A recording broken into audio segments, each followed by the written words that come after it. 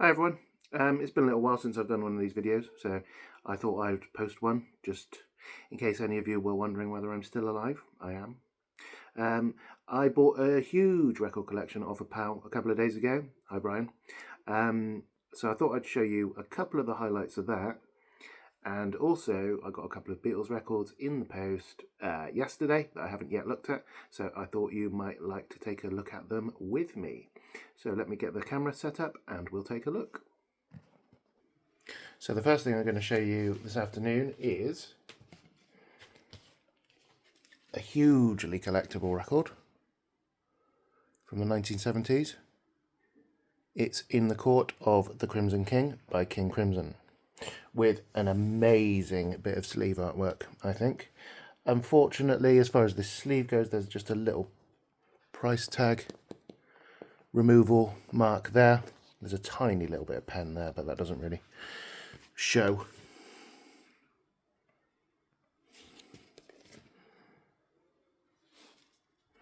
So let's have a look at the inside of the gatefold. In really pretty nice condition.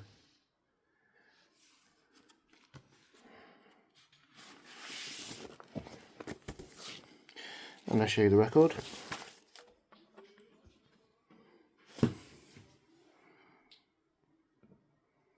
Considering its age, it's really a bit of a beauty actually. There's a tiny little mark there, but that doesn't affect play. It's got the pink island labels, of course. Side B. So there's a little bit of sort of, I think that's gassing from a PVC sleeve. I might give that another, I think it needs a proper vacuum clean, which probably wouldn't entirely remove that mark, but it would certainly make a bit of a difference. But other than that, it's a nice copy and it plays really well. So that's a cool one I thought I'd show you. Secondly, for today, this is a really rare one. It's the first Curtis Mayfield album on Buddha Records. And look at that sleeve. That could have come off of the press yesterday. A lot of them, I've done a little bit of research, a lot of these early ones had gatefold sleeves, but this one unfortunately doesn't. I think it's a European copy. Yeah, that says printed in Germany there. But yeah, as far as the sleeve is concerned, it's absolutely beautiful.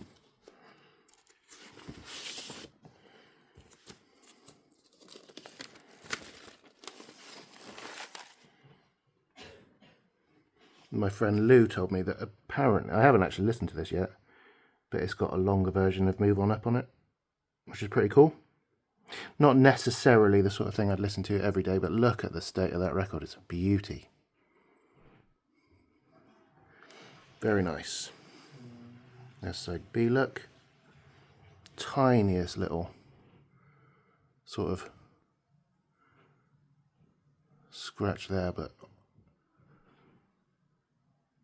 generally in very good condition. So that's a cool one. And so I've got two more to show you today that I haven't yet looked at. So this came yesterday. So one of these records is really quite collectible.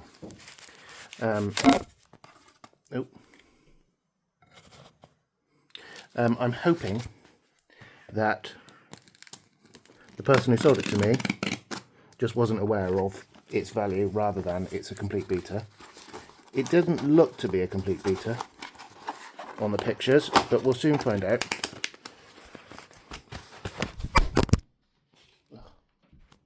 Sorry about that. Technical difficulties.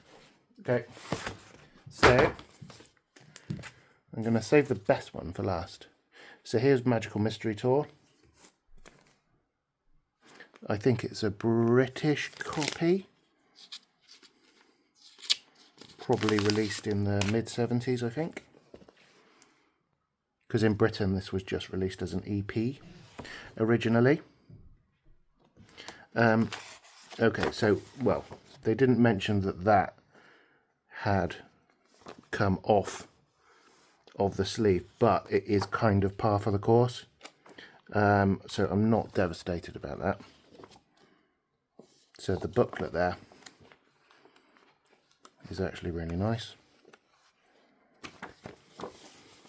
And other than that coming apart from the sleeve is in really good condition as well.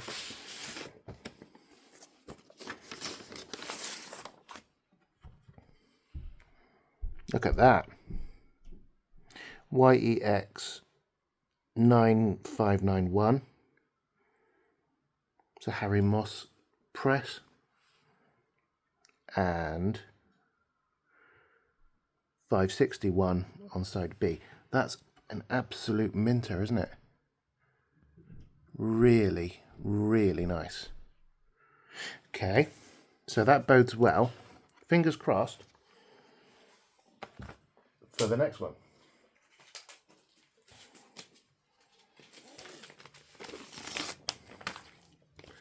Which is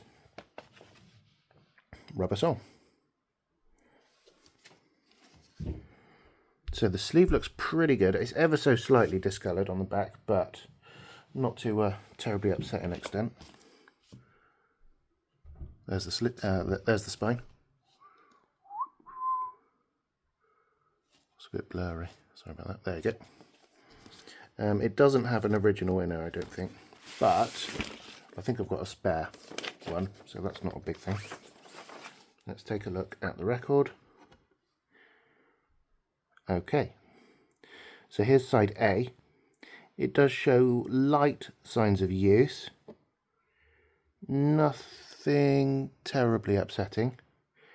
And you're probably wondering what pressing it is, so there you go. That's XEX 5791 on side A, which makes it one of the rarer ones, an early loud cut. Maybe not the best in terms of sound quality, but certainly very rare and sought after anyway. And there's side B. Look, it's got some light scratches. I don't think that they're going to have a terrible impact on play. It's got a KT text code in the middle. Labels are nice and clean, and that's XEX 581 on side B. So I think I've got that for a pretty good price,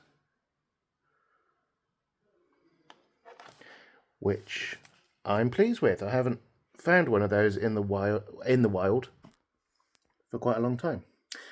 So that's it for now. I hope you enjoyed looking at those 4 records with me. And if you did, then drop a comment in the comments section. Okay, cheers everyone. Bye.